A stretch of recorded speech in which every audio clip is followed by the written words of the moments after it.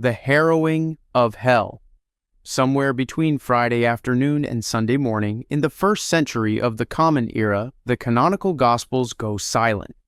Jesus dies on the cross. The stone rolls across the tomb. And then, for approximately 36 to 40 hours, the 4 Gospel writers, Matthew, Mark, Luke, and John, say almost nothing about what happened next. Not where he went, not what he did, not who he found. The story jumps from burial to resurrection as though the interval were empty. But the oldest summary of Christian belief in existence, the Apostles' Creed, recited by billions of people across nearly 2,000 years, does not treat that interval as empty. It says plainly that Jesus descended into hell. 2 words that billions of Christians have spoken aloud in churches every week for centuries. 2 words that the Bible almost entirely fails to explain. The text that explains them is called the Gospel of Nicodemus. It survives in more than 500 Latin manuscripts alone, plus versions in Greek, Coptic, Armenian, Syriac, and Old Slavonic, making it one of the most widely copied non-canonical Christian texts in history. It was not lost, it was not forgotten. It was read throughout the medieval church for 1,000 years, and what it describes is this. Jesus arrives at the gates of hell. Hell itself, personified, argues with Satan about whether to open the doors. Jesus speaks with a voice like thunder, commanding the gates to open. They break. He enters. He finds Adam, Eve, Abraham, Moses, Isaiah, and John the Baptist imprisoned in a place of waiting, and he frees every one of them. Satan is bound. Hell is left defeated. And 2 men, named Lucius and Carinus, the sons of the righteous Simeon, who had held the infant Jesus in the temple, witness the entire event and later testify about it because they were among the dead raised during the earthquake at the crucifixion, as described in Matthew 27, verses 52 and 53, the strangest 2 verses in the entire New Testament, 2 verses that no canonical gospel ever explains.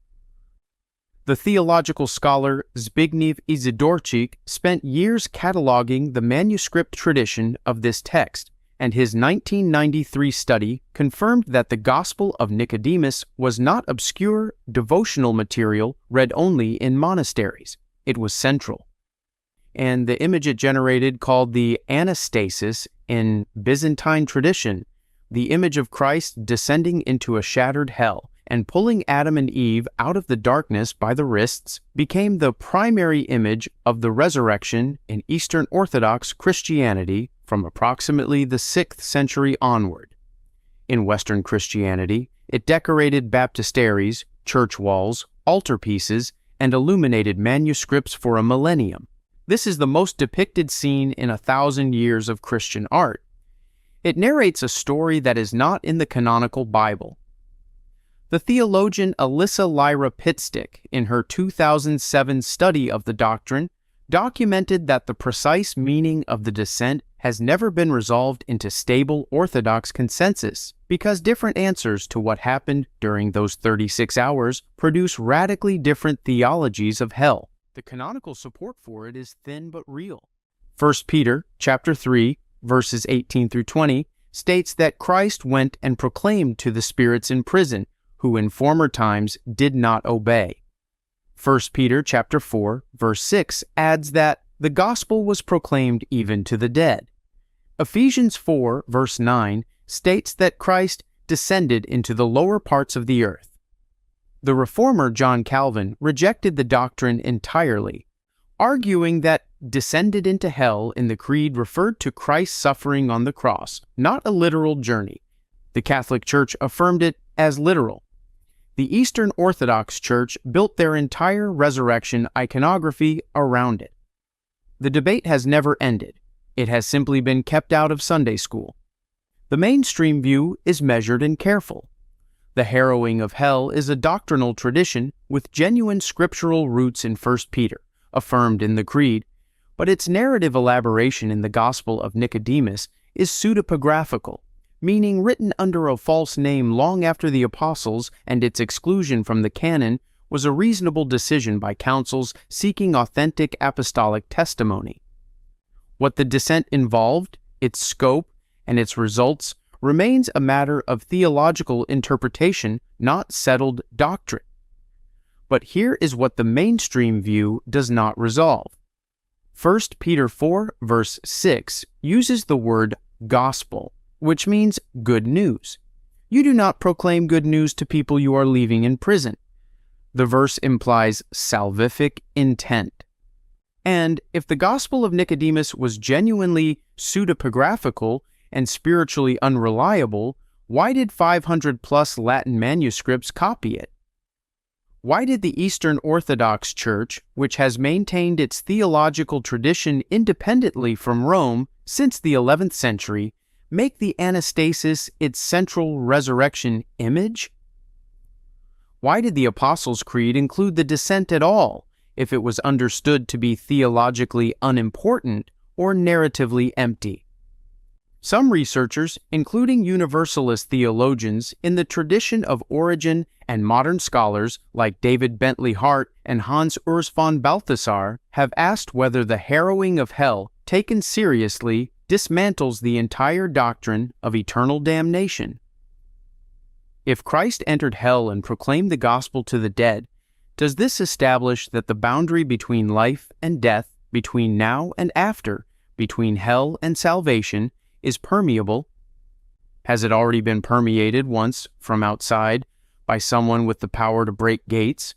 And if so, did he seal those gates again on his way out, or did he leave them standing open? The canonical Gospels do not say. The Gospel of Nicodemus says he left hell shattered, Satan bound, and the righteous free.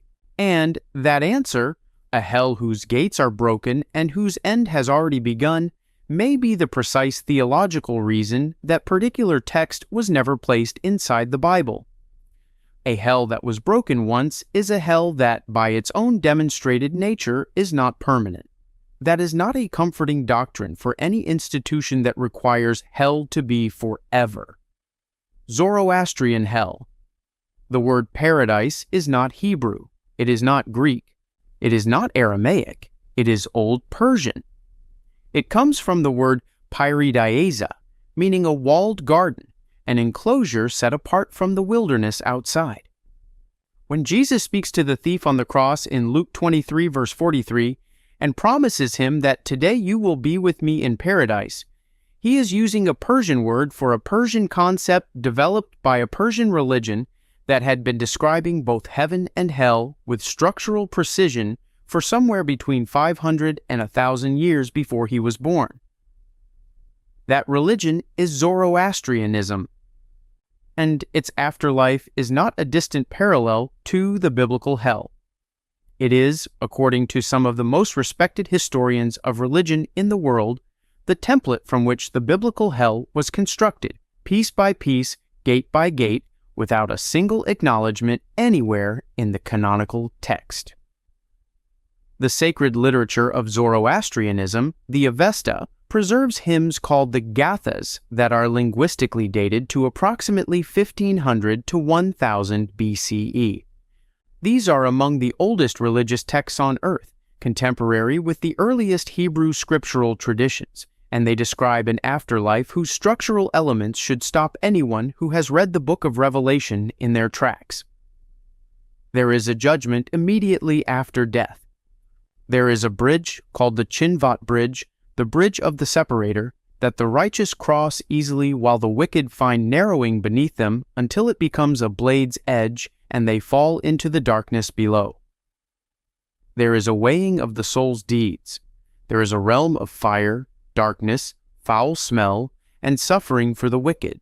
There is a figure named Angra Mainyu, later called Ahriman, who rules the evil realm and opposes the supreme god, Ahura Mazda, in an eternal cosmic dualism that defines the entire theological structure of the tradition.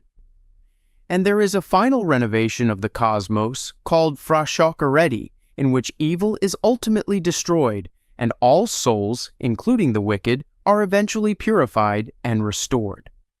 That last element should sound familiar. It is what Origen taught. It is what the Council of Constantinople condemned in 553 CE. It is what was erased.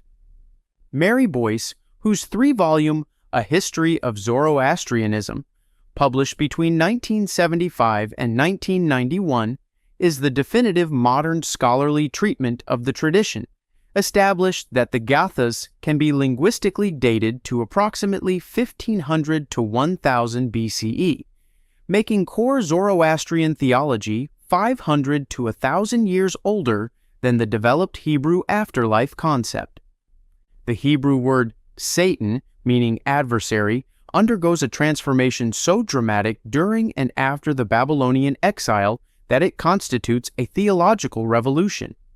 In pre-exilic Hebrew texts, the Satan is a member of God's divine council with a prosecutorial function, as in Job chapters 1 and 2 and in Zechariah 3, verse 1. He is not evil. He is a heavenly prosecutor. In post-exilic and Second Temple literature, Satan becomes an independent evil being ruling an underworld, commanding armies of demons, and opposing God across cosmic time. That is not a Hebrew development. That is Angra Mainyu. And the historical moment when Israelite theology absorbed it is precisely documented.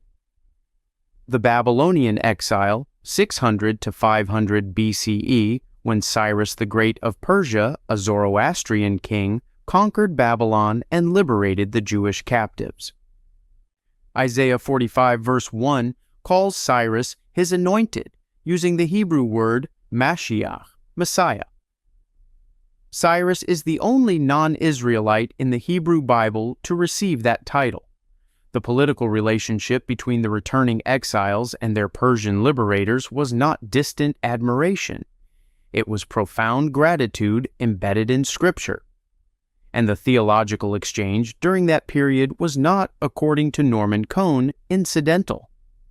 In his 1993 study, Cosmos, Chaos, and the World to Come, Cohn concluded after exhaustive comparative analysis that the entire apocalyptic framework of Judaism and subsequently Christianity, the cosmic battle between good and evil, the judgment after death, the resurrection of the body, the final renovation of the world, was not an organic development of Israelite religion. It was adopted wholesale from Zoroastrianism during the exile, and naturalized into the Hebrew tradition so thoroughly that its origin became invisible. The mainstream view acknowledges the structural parallels and accepts that theological cross-pollination occurred during the exile. The standard position is that Jewish thinkers drew selectively on Zoroastrian ideas, transforming them within their monotheistic framework.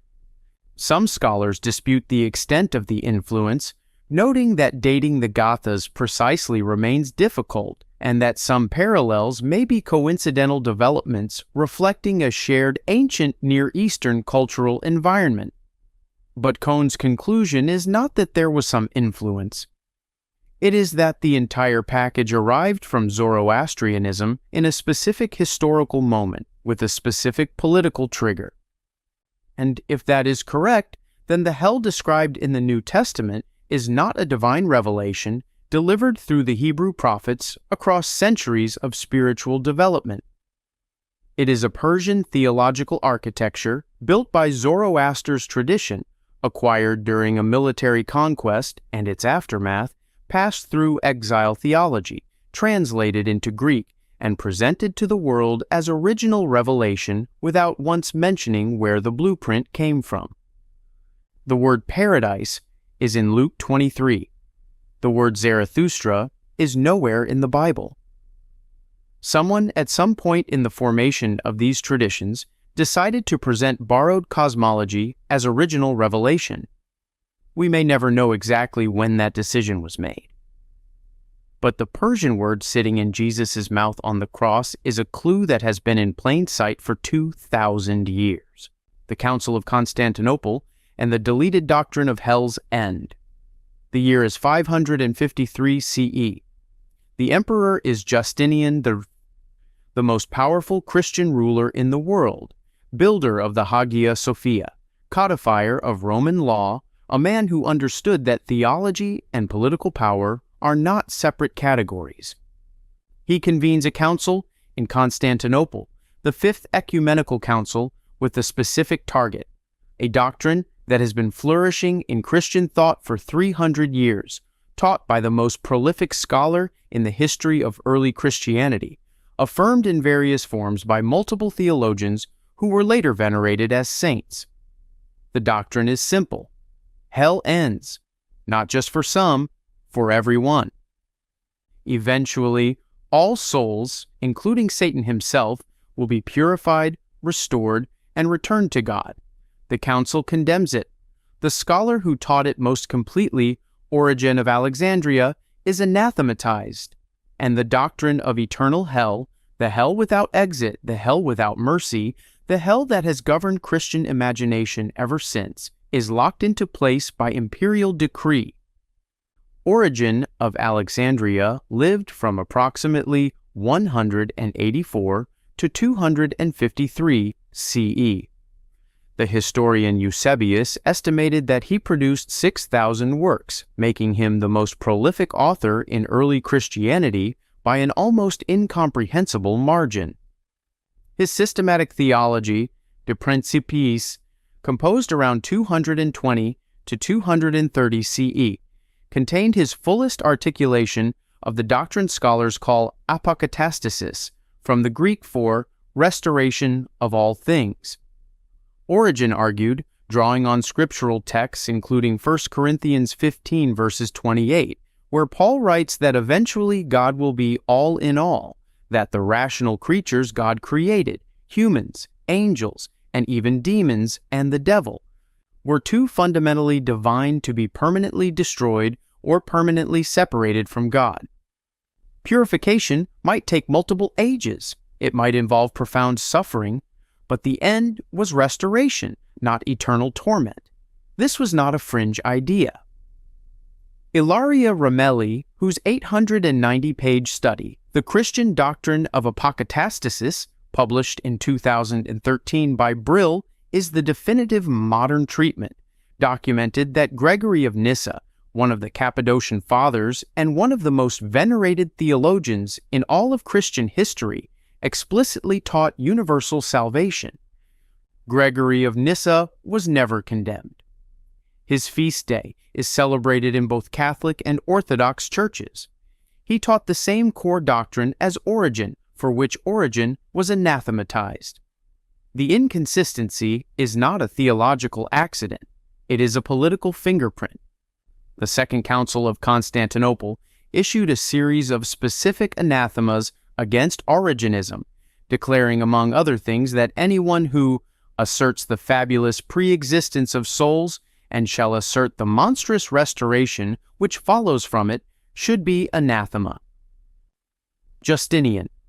I had personal political reasons for convening this council that were entangled with Byzantine court theology and the theological sympathies of various Eastern factions, meaning the condemnation of apokatastasis was not the product of a pure theological debate conducted in scholarly good faith. It was the product of imperial power operating inside a theological dispute, and the outcome aligned with the interests of an institution that required hell to be permanent in order to function as a behavioral enforcement mechanism. The Greek New Testament itself creates the problem. The word translated as eternal in the phrase eternal punishment in Matthew 25, verse 46, is aionios. That word does not mean without end in its classical Greek usage. It means age-long, pertaining to an age, or of the coming age. Its translation as eternal in English Bibles represents a specific interpretive choice, not a transparent rendering of the Greek. David Bentley Hart, whose 2019 translation, The New Testament, a Translation, refused to render aionios as eternal, has argued that this single translation decision, locked in by William Tyndale's 1526 translation and maintained by every major English Bible since, has shaped Christian belief about hell's permanence for 5 centuries while suppressing a legitimate scholarly debate about what the Greek actually says. The mainstream view holds that the Council of Constantinople made a defensible, if difficult, decision to preserve the scriptural witness about hell's permanence against a philosophical reading too heavily influenced by Platonic cyclical cosmology. Origen's ideas, from this perspective, were genuinely unorthodox, and the Council's correction was appropriate and necessary. But if the translation of Aionios is genuinely contested among Greek scholars, then the scriptural foundation for eternal hell is not a textual fact. It is a translation choice. And if Gregory of Nyssa could teach universal salvation and be venerated as a saint, while Origen was condemned for the same doctrine, then the criterion for condemnation was not theological content but something else. Something political. Something institutional. Something that had more to do with who needed hell to last forever than with what the Greek actually said. The doctrine of hell's end, which may be equally or more supported by the New Testament's own vocabulary, was not discovered to be heretical in 553 CE. It was defeated. There is a difference. And Origen's original Greek works, 6,000 of them by Eusebius's count, are almost entirely gone, while the works of his condemners survive nearly complete. Libraries do not vanish by accident. The Orphic gold tablets. They were placed in the hands of the dead. Some were folded so small they fit inside the mouth of a corpse, pressed against the tongue, or laid across the lips as though the dead person would need to speak the words written on them upon arrival somewhere else. Aye, they were made of gold, hammered into thin foil, inscribed in tiny Greek letters, and they contained something no one in the modern world expected to find in a grave. Instructions. Detailed, practical, navigational instructions for moving through the underworld without getting trapped there forever. Avoid the spring near the white cypress. Its water is the water of forgetting. Drink from it, and your divine identity dissolves. You forget who you are. You forget where you came from. And then you are recycled, reborn into another body, another life, another death, endlessly, with no memory of the last time around. Instead, find the spring near the lake of memory. Announce yourself to the guardians. Tell them who you are. I am a child of earth and starry heaven, but my race is of heaven alone. Tell them you are thirsty and ask to drink. And then Persephone herself will greet you as a guest, not a prisoner, and you will escape the weary wheel forever. These tablets were buried in graves across the Greek world between approximately 450 and 300 BCE. They have been found at Hipponion in Calabria, Italy, at Thurii in southern Italy, at Pellina and Thessaly in mainland Greece, at Eleuthera in Crete, and at sites across the broader Mediterranean. As of recent scholarship, more than 40 individual tablets have been identified, with new finds still emerging. Fritz Graf and Sarah Iles Johnston produced the definitive modern scholarly edition in 2007. Ritual texts for the afterlife, Orpheus and the Bacchic gold tablets, cataloging all known examples with full texts and translations. Their analysis confirmed that the tablets represent a Mediterranean-wide initiatory tradition, not a localized cult phenomenon. The Pellina tablets, discovered in 1985 in a burial in Thessaly, Greece, are among the most complete and include the instruction, "Tell Persephone that Bacchus himself set you free," a specific divine intercession formula in which a god's name serves as the password for the soul's liberation.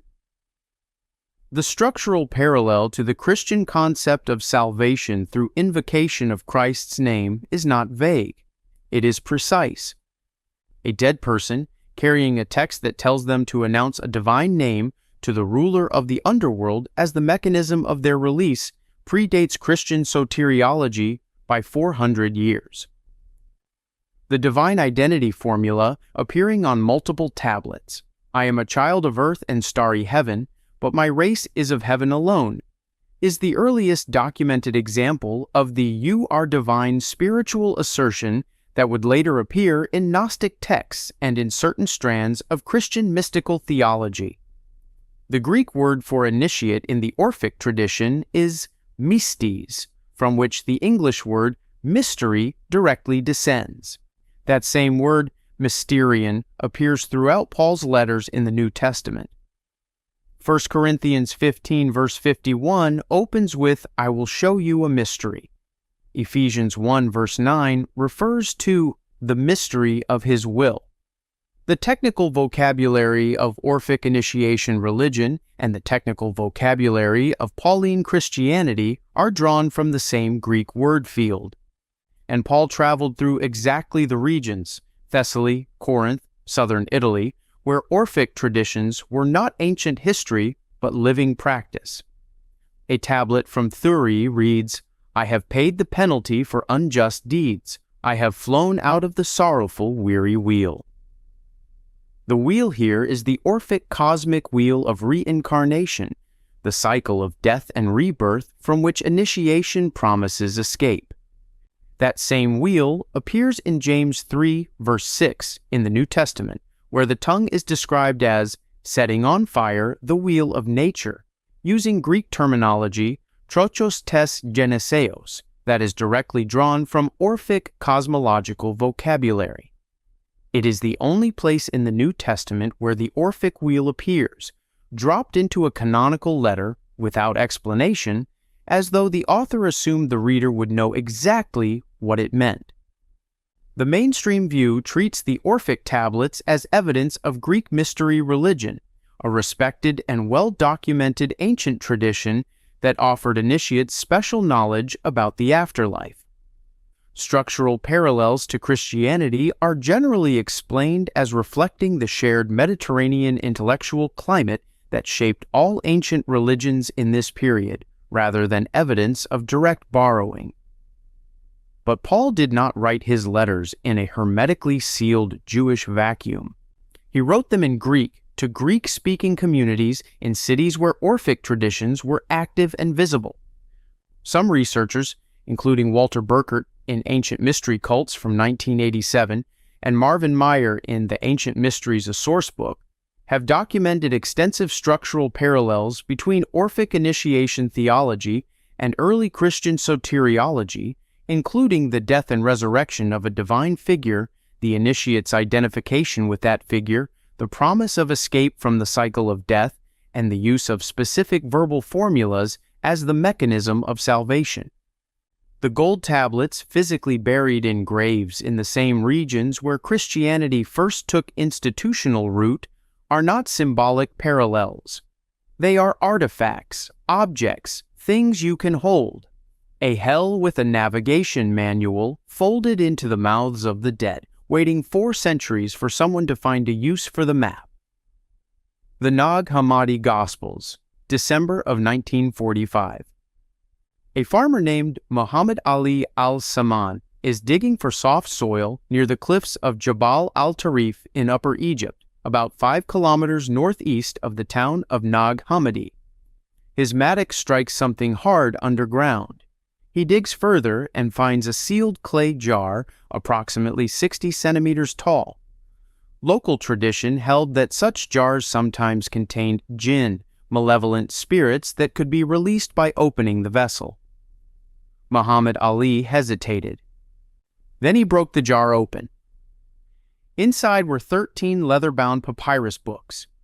He gathered them and took them home. His mother, needing kindling, burned an unknown number of pages before the family understood what they had found.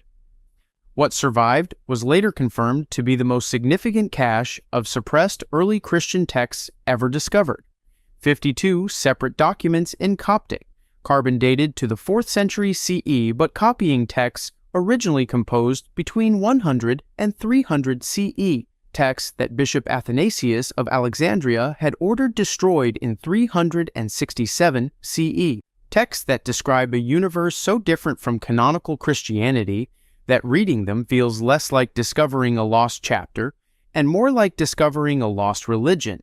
The Apocryphon of John is the most widely attested of all the Nag Hammadi texts, surviving in 3 separate copies within the Nag Hammadi collection itself, plus a 4th copy in the Berlin Gnostic Codex, designated Papyrus Berlinensis 8502. Its composition is dated by scholars to approximately 180 to 200 CE, meaning it was circulating within living memory of the earliest Christian communities within a century of the crucifixion. And its theology is this: the God of Genesis is not the supreme divine being. He is an inferior, ignorant, or malevolent creator deity called the Demiurge, a being who made the material world as a trap, who rules it through subordinate powers called archons, and whose defining characteristic, jealousy, is quoted from Genesis directly and then interpreted as evidence of his limitation.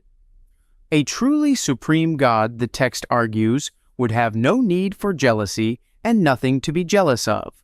The Apocryphon of John quotes the God of Exodus, "I am a jealous God, and there is no other God beside me," and reads it as a confession of ignorance. The true divine realm exists entirely beyond this being's awareness. Human beings are divine sparks, fragments of genuine divinity, imprisoned in material bodies by a creator who wants to keep them from remembering their origin. Death does not lead to heaven or hell in the canonical sense. It leads to reincarnation within the Demiurge's system, unless the soul possesses gnosis, the Greek word for knowledge, specifically the knowledge of its own divine nature, which allows it to recognize the archon's tricks and navigate past them toward the true divine realm. In this cosmology, hell is not a future destination. It is your current address. The prison is the world you are already in, and the warden is the God of the Old Testament. James M. Robinson, the general editor of the Nag Hammadi Library Translation Project, whose landmark English translation was published in 1978, calculated that the text represented the work of multiple distinct communities, meaning this cosmology was not the eccentric theology of a single isolated sect. It was the belief of several substantial Christian communities functioning simultaneously with the communities that would eventually produce the canonical New Testament.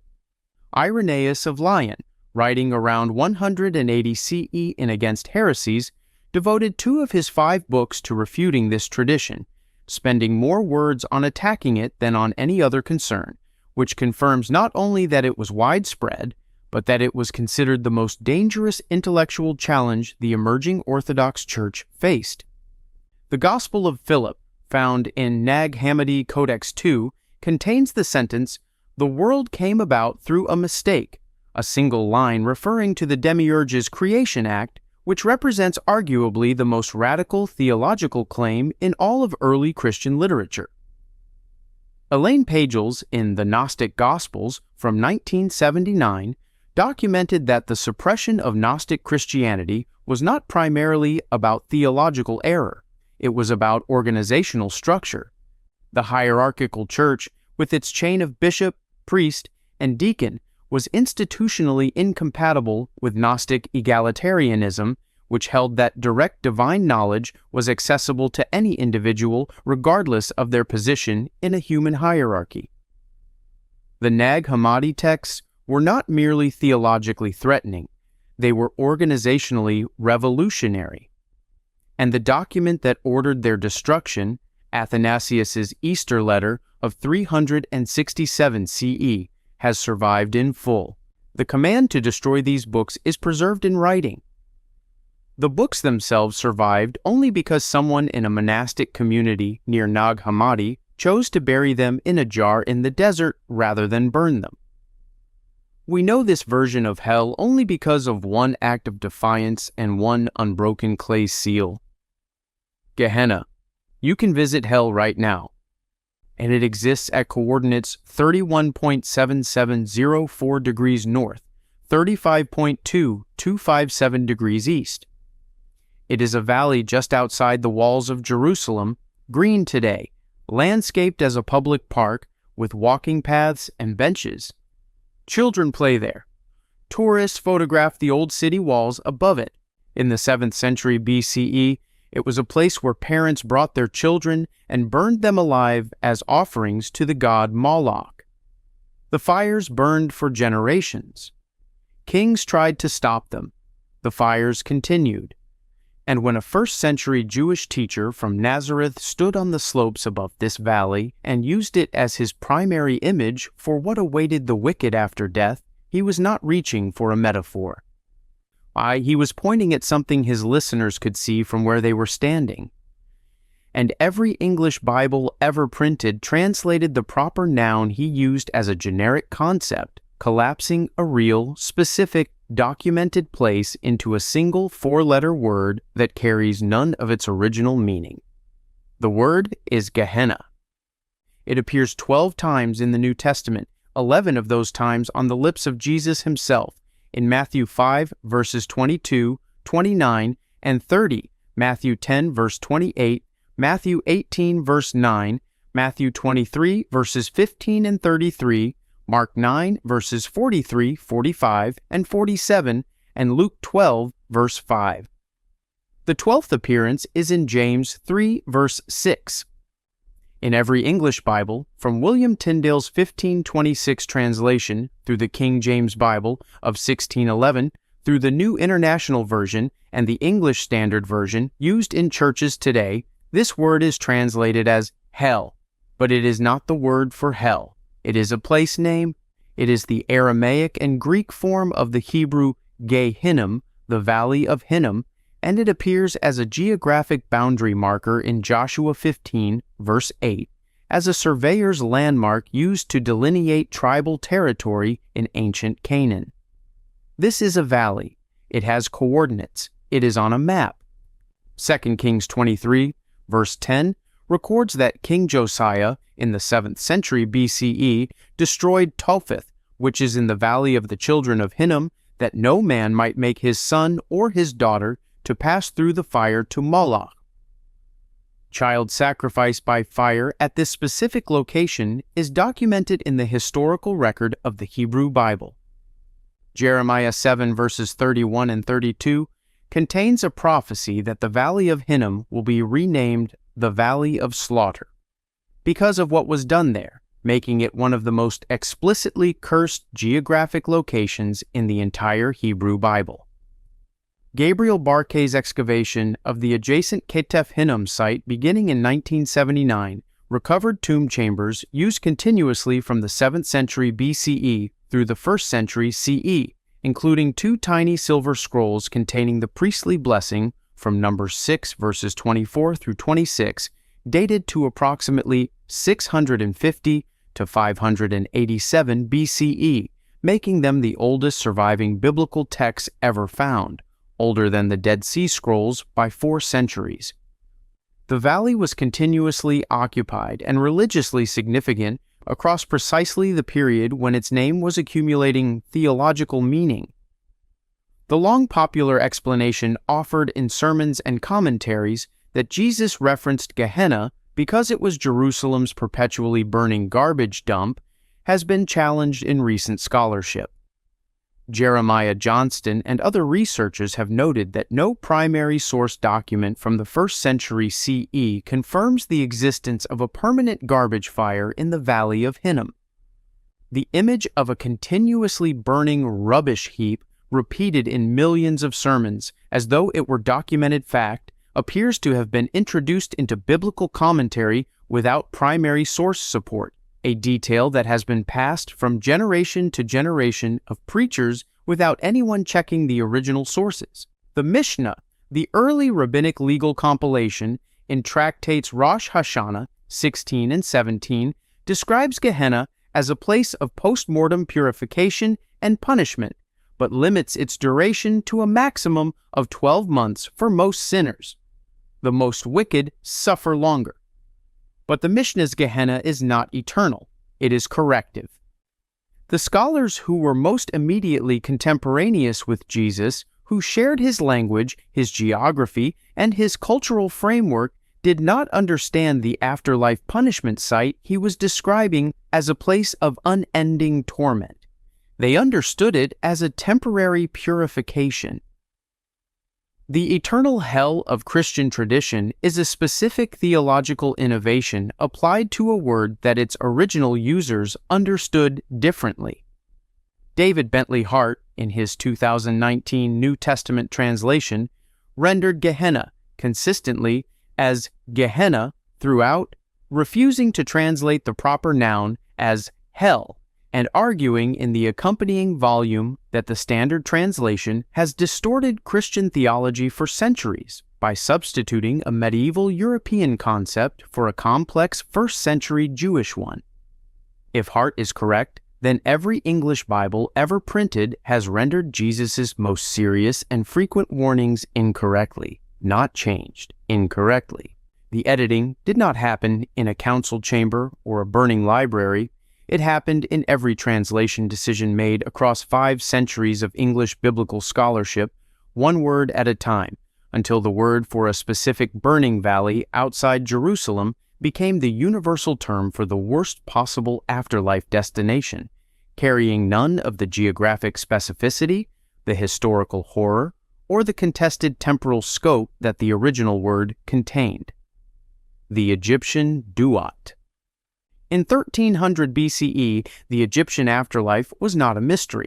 It was not vague. It was not a matter of faith.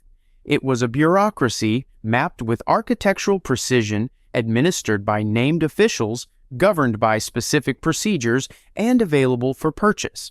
You could buy the manual. It was called the Book of Coming Forth by Day, which later scholars named the Book of the Dead. It told you exactly what happened after you died, exactly which chambers you would pass through, exactly what each guardian's name was, and exactly what you needed to say to each of them. And it contained a hell that is more structurally detailed, more visually specific, and more procedurally elaborate than anything in the canonical Bible. It also predates the Bible's developed hell concept by at minimum 1,500 years. The most famous surviving version is the Papyrus of Ani, dated to approximately 1275 BCE and held at the British Museum since 1888 under accession number EA 10470. It is approximately 78 feet, or 24 meters, long, illustrated with 186 vignettes alongside 65 chapters of text. The German Egyptologist Carl Richard Lepsius published the first modern edition in 1842. Raymond Faulkner produced the definitive modern translation in 1972.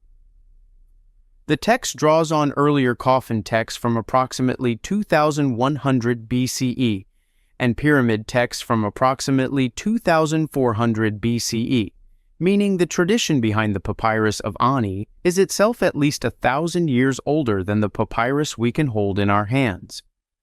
The central procedure of the Egyptian afterlife is the weighing of the heart. In the Hall of Two Truths, the deceased's heart is placed on a scale and weighed against the feather of Ma'at, the principle of truth, justice, and cosmic order.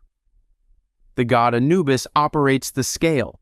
The god Thoth records the result. 42 assessors observe and question the deceased, each responsible for a specific category of sin. If the heart is heavy with wrongdoing, a creature called the devourer, Amit, a composite beast with the head of a crocodile, the forequarters of a lion, and the hindquarters of a hippopotamus, consumes the heart. The soul then ceases to exist, which the Egyptians called the second death, a total annihilation of the self. The phrase second death appears in Revelation 2, verse 11, and Revelation 20, verse 14, as the destination of the damned in the lake of fire. The Egyptian version of this concept is 3,000 years older. The lake of fire itself appears in Book of the Dead, chapter 126, where 4 baboons guard its shores and the unworthy dead are thrown into it. Egyptologist Jan Assmann, in Death and Salvation in Ancient Egypt, published in 2001 with English translation in 2005, systematically documented the structural parallels between the Egyptian duat and later Abrahamic underworld concepts, arguing that Egypt was the primary transmission point for judgment after death theology into the ancient Near East. The duat's 12 divisions, described in the companion text known as the Amduat, or Book of What Is in the Underworld, correspond to the 12 hours of night, meaning the Egyptian underworld was also a clock. The sun god Ra traversed all 12 chambers of the duat every night and was reborn at dawn, a cosmology with no canonical biblical equivalent but a striking resonance with the 3-day interval between crucifixion and resurrection. The 42 negative confessions of the Hall of Two Truths enumerate specific moral categories. I have not robbed with violence, I have not stolen, I have not slain men and women, I have not made light the bushel, I have not acted deceitfully. This moral taxonomy, in its written form, predates the 10 Commandments by at minimum 250 years. The moral categories are substantially identical. The numbers different. 42 compressed to 10. Someone made that editorial decision. The identity of that someone and their awareness of the Egyptian source material is not discussed in any canonical commentary. The mainstream view holds that the Hebrews' earliest underworld concept, Sheol, was not significantly influenced by Egyptian ideas. Sheol, in its oldest textual form, is a neutral, gray realm where all the dead go regardless of moral status, not a place of punishment.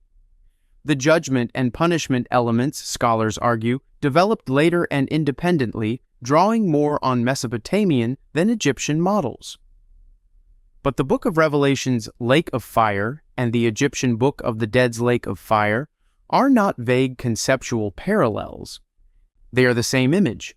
Fire, a lake, the unworthy cast into it as a final destination after judgment.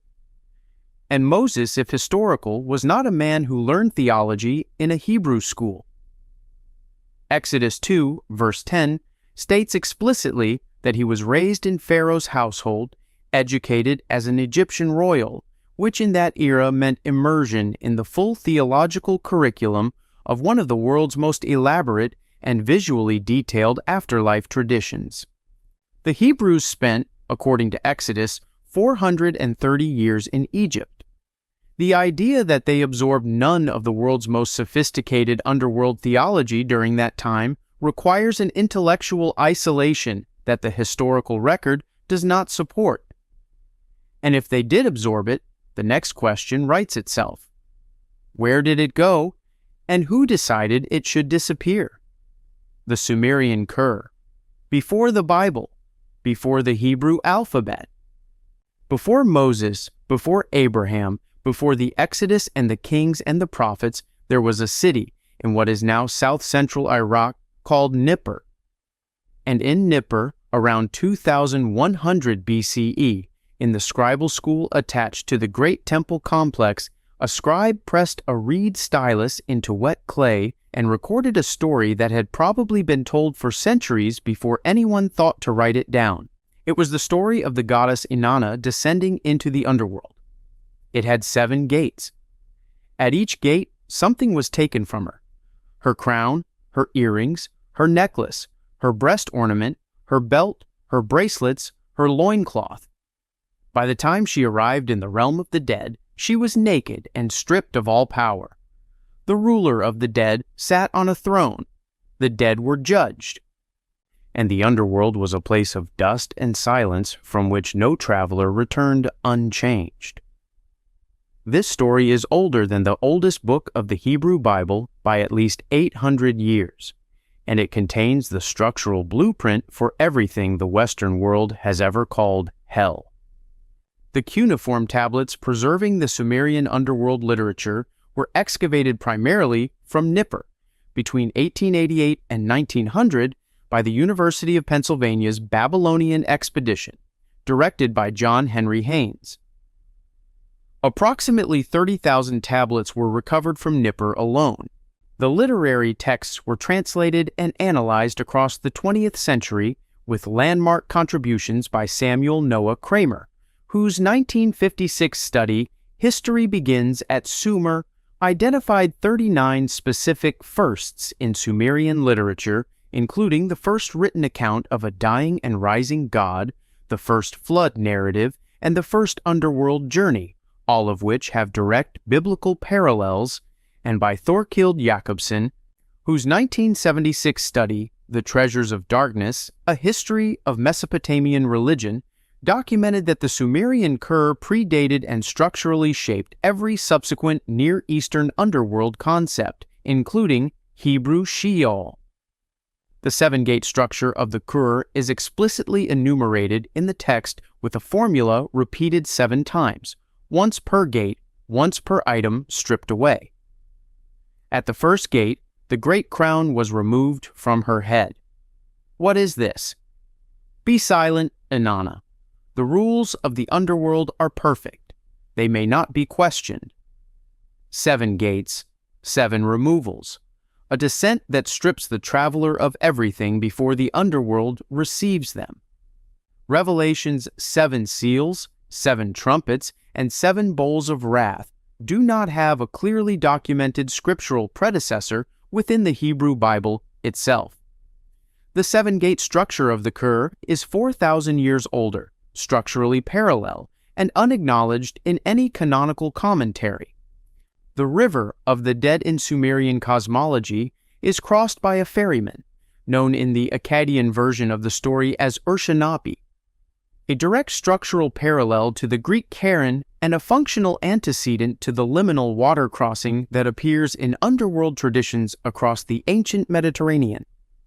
The Akkadian version of the story, The Descent of Ishtar, was found on a tablet in the library of Ashurbanipal at Nineveh, a 7th century BCE copy of a much older text, and was published by the scholar George Smith in 1876, triggering immediate scholarly recognition of its structural relationship to later religious literature. The British Museum holds the original tablet. Here is the detail that no one who reads Genesis casually stops to consider. Genesis 11 verse 31 states that Abraham's family departed from Ur of the Chaldees on their journey toward Canaan. Ur was a Sumerian city. It was one of the most important cities in Sumer, the civilization that built the 7-gated underworld that composed the world's first flood narrative that recorded the first dying and rising God. Abraham, the founding patriarch of Judaism, Christianity, and Islam, comes from inside the tradition that built the original hell. How much Sumerian cosmological material did his family carry with them? How much of that material persisted in oral tradition before being absorbed, modified, or deleted from the written texts that became the Bible? The mainstream view acknowledges all of this. Cultural diffusion in the ancient Near East is not disputed by serious historians of religion. The Hebrews absorbed Mesopotamian concepts during the Babylonian exile, and those concepts were re-theologized within a monotheistic framework. This is treated as normal and expected cultural exchange. Scholars including John Day have documented this process in peer-reviewed work without controversy. But the word absorbed requires examination. To absorb is to take in and make your own, erasing the original container. The 7-gated Kur is not mentioned in the Bible. The ferryman Urshanabi is not mentioned. The goddess Inanna, stripping through 7 gates before reaching the throne of the dead, is not mentioned. What was taken is present. What it was taken from is absent. And Genesis could have acknowledged that Abraham came from a civilization with a fully developed underworld theology. It chose not to. That choice, repeated across centuries of scribal transmission and canonical selection, is the editing this video is about. Not a single dramatic suppression. 1,000 quiet omissions accumulating over millennia until the original blueprint was invisible beneath the building it produced. The Book of Enoch's Hell. Geography. The year is approximately 250 BCE. Somewhere in Judea, or perhaps in Egypt, a Jewish scholar is writing a text that he will attribute to Enoch, the seventh generation from Adam, the man the Bible describes in Genesis 5, verse 24, as one who walked with God and was not, for God took him. Enoch never died. He was translated directly into the divine presence. And according to the text this scholar is writing, Enoch saw things there. He was given a tour, not just of heaven, of everything, including the places where the dead wait, including the chambers where the wicked suffer, including the geography of the underworld mapped with a specificity that has no parallel anywhere in the canonical Bible, drawn in such detail that it reads less like mystical vision and more like a surveyor's report from the other side of death. The Book of Enoch survives today in its most complete form in the Ethiopic language, preserved by the Ethiopian Orthodox Church, which has maintained its biblical canon independently from Rome since the 4th century, and which still includes the Book of Enoch as part of its scriptural tradition. The Ethiopian version is called 1 Enoch by scholars to distinguish it from later texts also attributed to Enoch. It was unknown to Western scholarship until the explorer James Bruce brought 3 Ethiopic manuscripts to Europe in 1773. The first English translation was produced by Richard Lawrence in 1821. The text became a subject of urgent scholarly attention when fragments of the Book of Enoch were found among the Dead Sea Scrolls at Qumran, beginning in 1947, with approximately 11 separate Enochic manuscripts recovered, some dated by paleographic analysis to as early as 250 BCE, confirming that the text was being copied and read by serious Jewish communities in the 2 centuries before Jesus was born. The Dead Sea Scrolls. Enoch fragments were published by Joseph Mielik in his 1976 study, The Books of Enoch, Aramaic Fragments of Qumran Cave, 4. Mielik's analysis established that the Enochic tradition was not marginal to Second Temple Judaism. It was central. Multiple manuscripts, careful copying, careful preservation, a text treated with the reverence reserved for Scripture. And the New Testament itself provides the single most striking piece of evidence for the Book of Enoch's authority in early Christianity. The letter of Jude, chapter 1, verses 14 and 15, directly quotes the Book of Enoch as a prophetic source using the formula Enoch, the seventh from Adam, prophesied. Jude quotes a non-canonical book as prophecy. That book is in your New Testament. That makes it, at minimum, a text the New Testament authors treated as authoritative, which raises an immediate and unavoidable question. If Jude treated the Book of Enoch as authoritative prophecy, why did the councils that assembled the canon include Jude but exclude the Book of Enoch? The Book of Enoch's underworld is not a vague shadow realm. It has 4 chambers described in chapters 22 through 27. The first chamber holds the spirits of righteous people who have not yet received their reward, described as bright. The second holds sinners who suffered during their lives and will not face additional punishment. The third holds sinners who prospered in life and will face judgment. The fourth holds the spirits of those who cried out against their murderers, awaiting justice.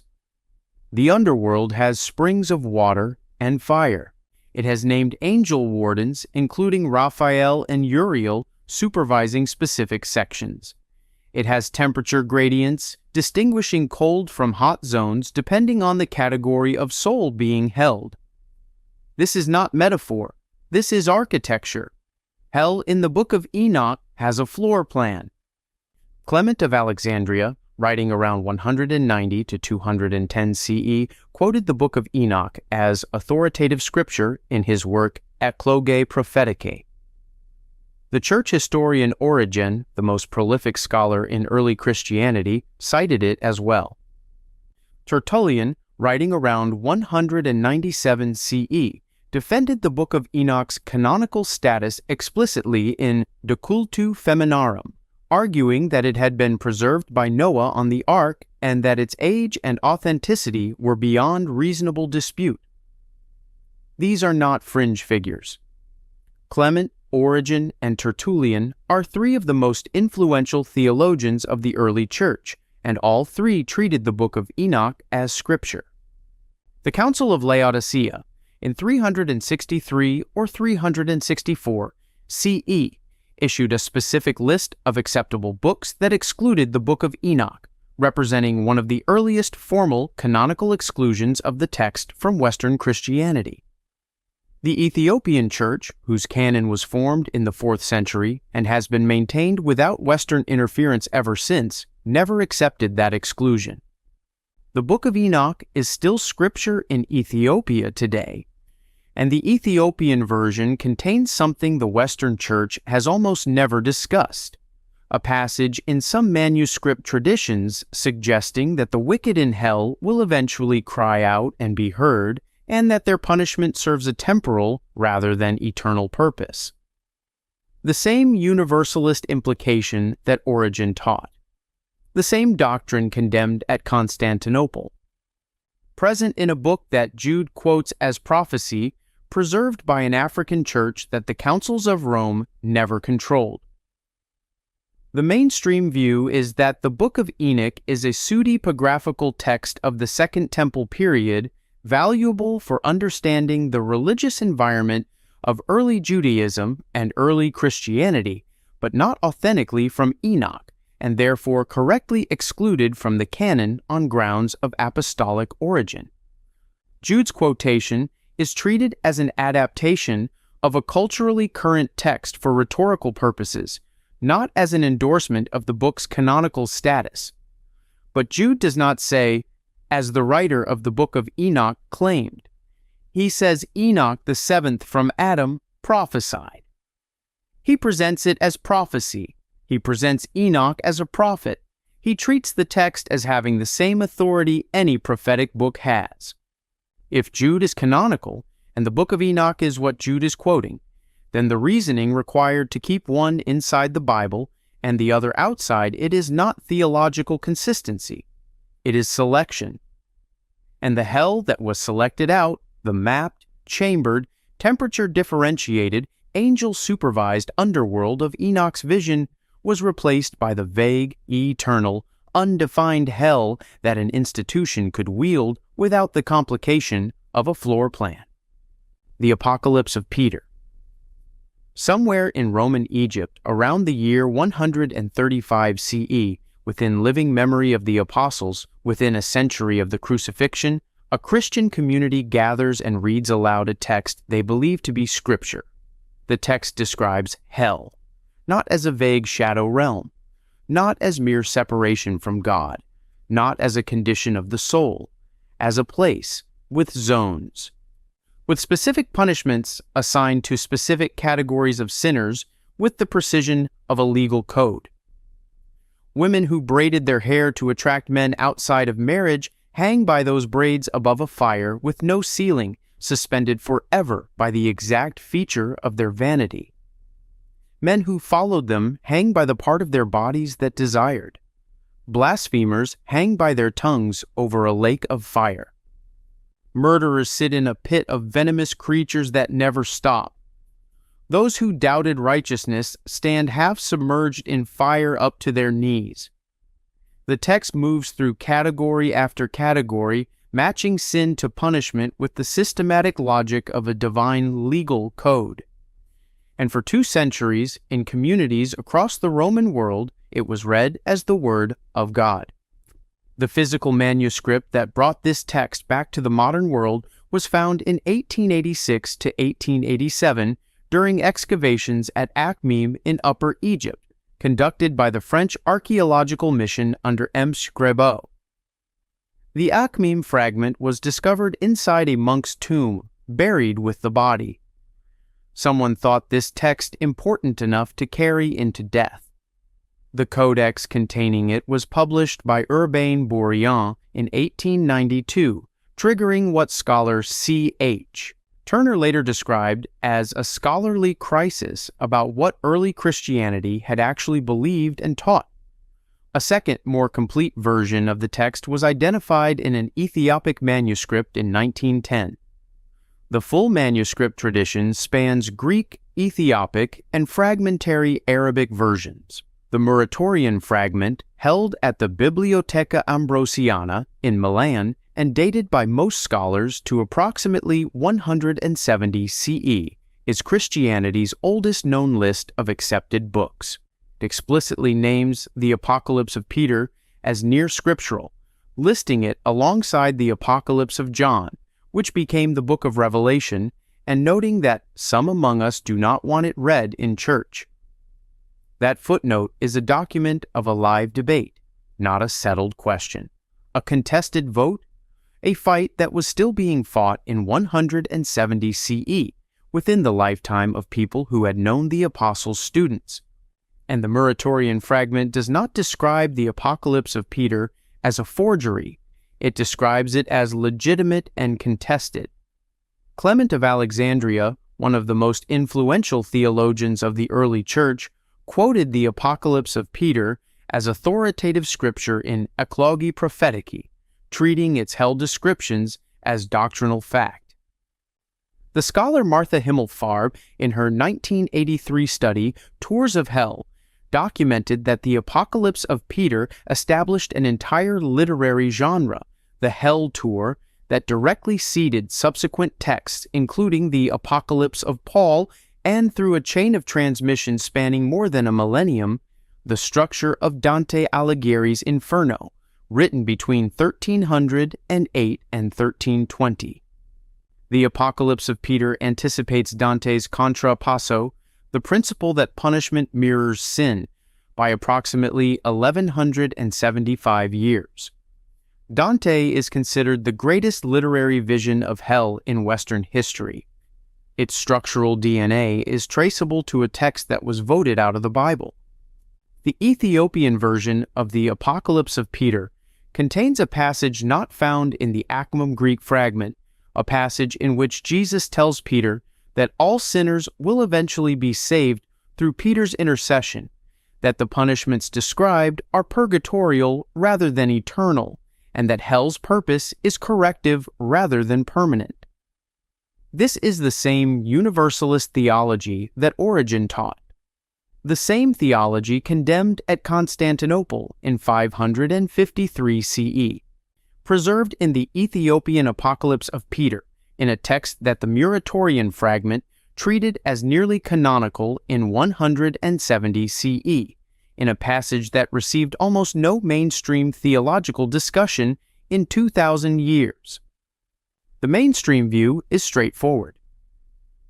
The Apocalypse of Peter is a pseudo-epigraphical text of the early 2nd century, falsely attributed to Peter, and its exclusion from the canon was a reasonable editorial decision by councils seeking authentic apostolic testimony. The graphic torture descriptions reflect the anxiety of a persecuted community, not authentic apostolic teaching. The Council of Laodicea's exclusion of the text was consistent with its broader effort to establish canonical coherence, but the Muratorian fragment does not call it a forgery, it calls it contested. And Clement of Alexandria, whose other writings are foundational to Christian theology, quotes it as scripture without qualification.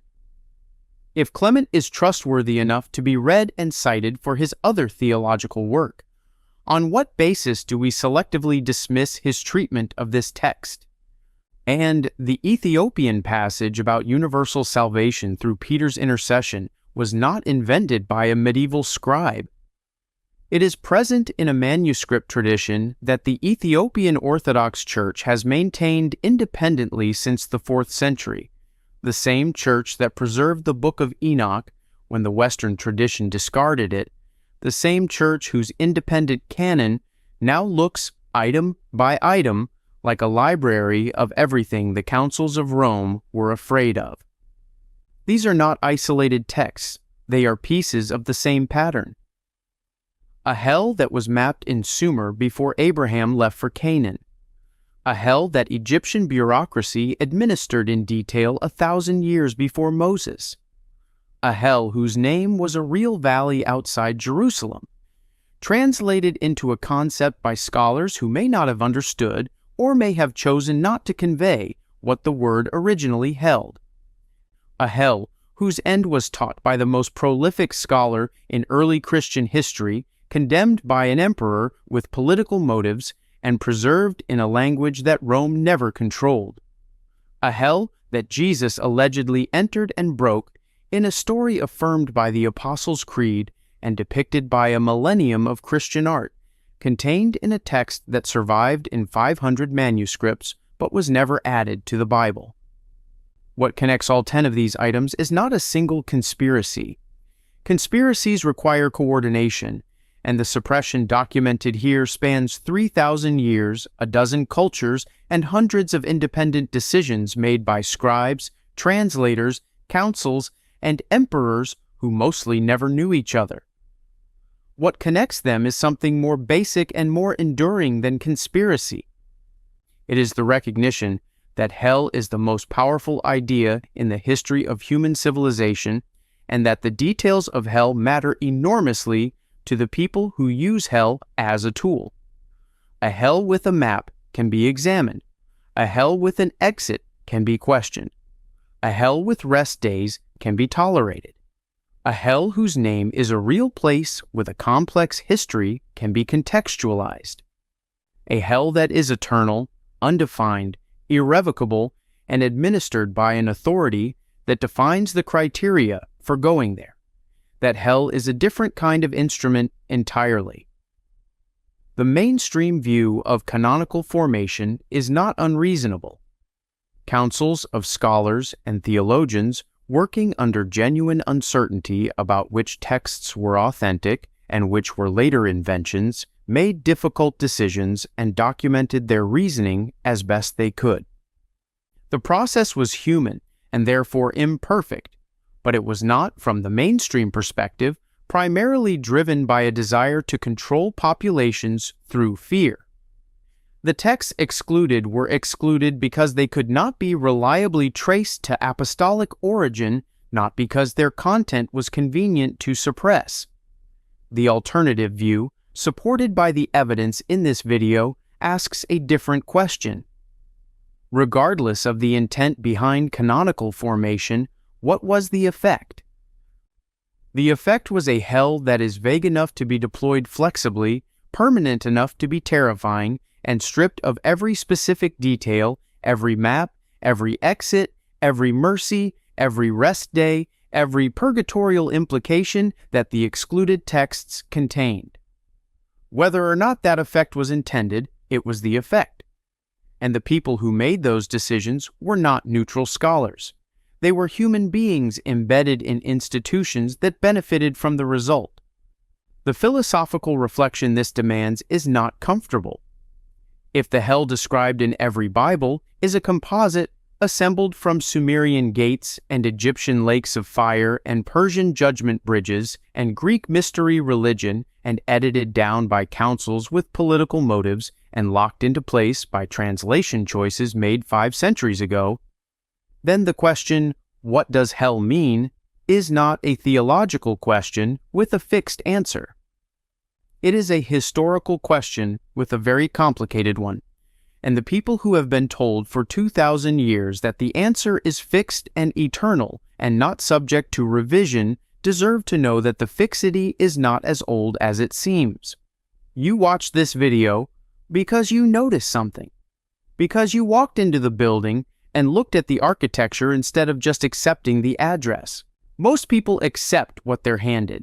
Most people hear hell and hear a concept so old and so settled that questioning it feels like questioning gravity. You questioned it. That is not heresy. That is the oldest intellectual impulse in the human record. It is why the scribes of Nippur wrote anything down at all. Subscribe if you want to keep asking. And tell us in the comments, which of these 10 was the one that hit hardest? Which truth was the one they most needed you not to know? Every age inherits its hell from the one before. The Sumerians pressed it into clay and handed it to the Babylonians. The Babylonians carried it into the exile and handed it to the returning scribes. The Persians built a bridge across it and charged a toll of judgment. The Greeks buried the navigation manual with their dead and waited for someone to dig them up. The councils voted, the libraries burned, the jars were sealed in the Egyptian desert, and still something survived. It always survives because the question underneath the question, the one that every civilization has been asking since the first human being watched the first other human being die, is not really about hell at all. It is about whether the universe is just, and whether the dead are truly gone, and whether any of this means something that lasts. No council has ever answered that. No vote has ever settled it. The tablets are still in the ground. The jars are still waiting to be opened. The gates, according to the text they never put in the Bible, were broken from the inside. Subscribe. The next door is already open.